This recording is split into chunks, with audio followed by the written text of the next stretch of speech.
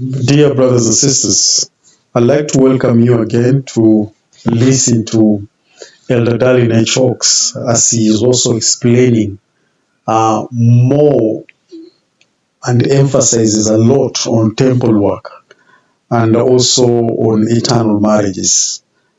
And for those who are not members of the church, I will welcome you to listen to this so that we can feel how maybe you feel, and if you have any questions, I will invite you to actually drop them into a comment so that we can be able to learn and discuss all these things together.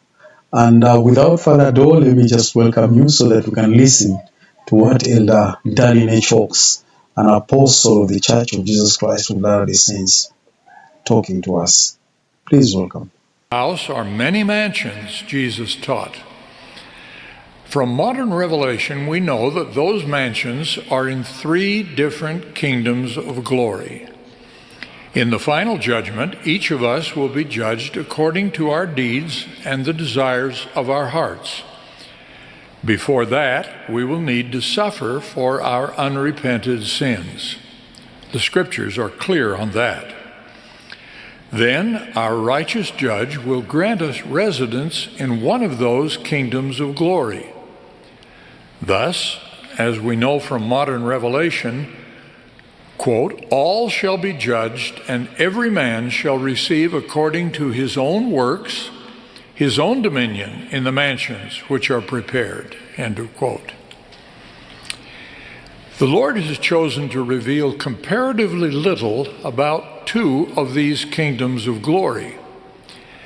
In contrast, the Lord has revealed much about the highest kingdom of glory, which the Bible describes as the glory of the Son.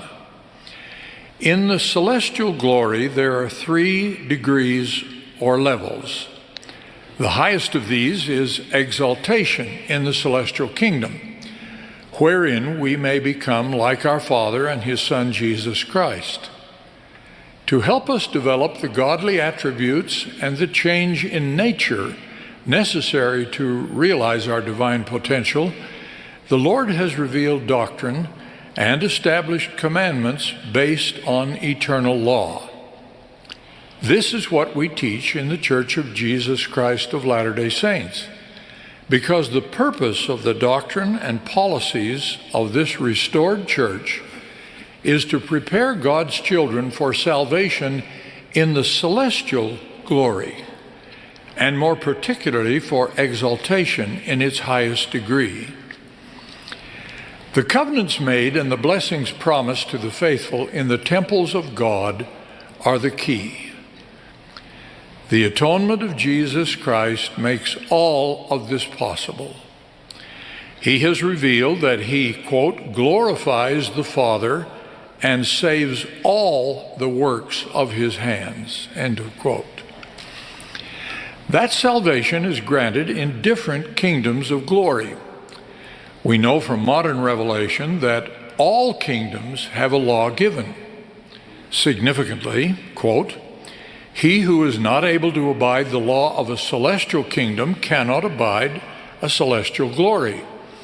And he who cannot abide the law of a terrestrial kingdom cannot abide a terrestrial glory. And he who cannot abide the law of a telestial kingdom cannot abide a telestial glory, end of quote. In other words, the kingdom of glory we receive in the final judgment is determined by the laws we chose to abide in our Heavenly Father's loving plan. Under that plan, there are multiple kingdoms so that all of his children can be assigned to a kingdom where they can abide. The mission of the restored church is to help all the children of God qualify for what God desires as their ultimate destiny. By the redemption provided through the atonement of Christ, all may attain eternal life, exaltation in the celestial kingdom, which Mother Eve declared, God giveth unto all the obedient. This is more than salvation. President Russell M. Nelson has reminded us that In God's eternal plan, salvation is an individual matter, but exaltation is a family matter.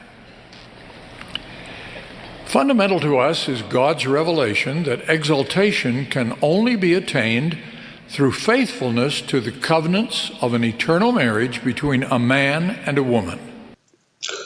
Brothers and sisters, you can see the apostles and the presence of the church are actually emphasizing this. They are actually emphasizing people to go to the temple. They are emphasizing this because that is the main essence. That is the main essence of what the gospel of Jesus Christ is all about. That when you go to the temple, you get necessary ordinances that will enhance you to be exalted. That is the main essence, my wonderful brothers and sisters. And remember what the prophet is saying there, that salvation is for individuals, but exaltation is for families.